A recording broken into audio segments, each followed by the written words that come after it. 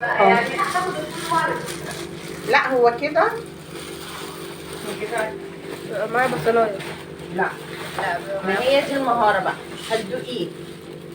اوكي بيبقى معاه بصلايه. انا بقول لك المهاره بقى اهي، انك انت هتدوقيه من غير بصلايه. هو احنا بنعمل ايه اساسا؟ احنا بنعمل تتبيله البانيه. تتبيله البانيه.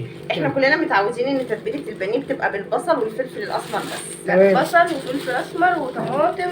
لا توابل. احنا عملنا ايه بقى؟ حطينا فلفل اسمر وحطينا البهارات الخاصه بيا اللي هي كوبيبه صيني. تمام. وحطينا قطايه، وهنحط سنه بسيطه كركم. تمام. هتقولي ليه كركم؟ هقولك علشان يديله اللون الاصفر. تمام رائع. طب ما الكاري برضه بيدي لون اصفر. تمام. كاري، عايزه تحطي كاري حطي كاري، عايزه تحطي كركم حطي كركم. تمام.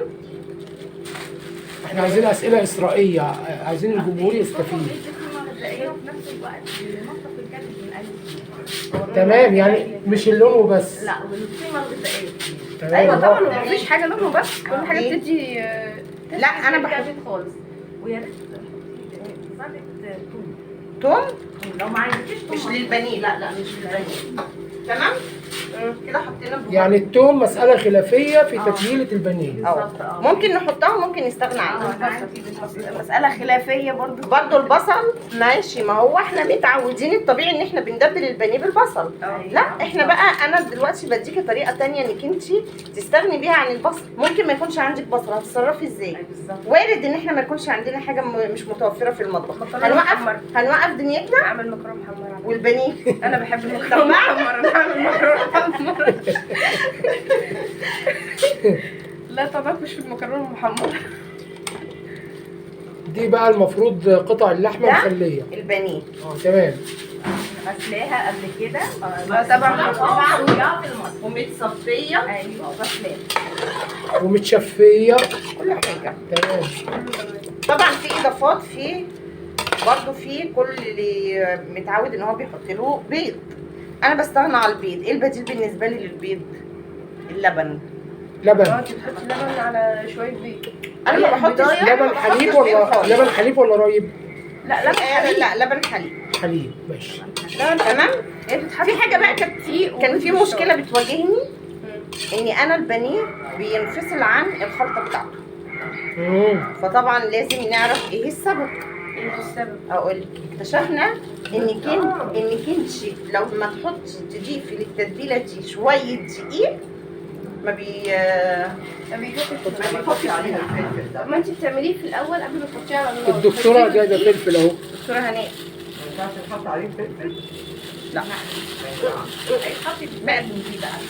ما بتحطيها زي الفلفل بقى والحاجات دي. ده الايه اللي هو نظام ده ايه ده؟ لبن بودره ده ولا ايه؟ ده دقيق. دقيق. قالت ان هو الخلطه اللي هنحطها اللي مش هتخلي التتبيله تفصل عن البانيه. اتفضلي.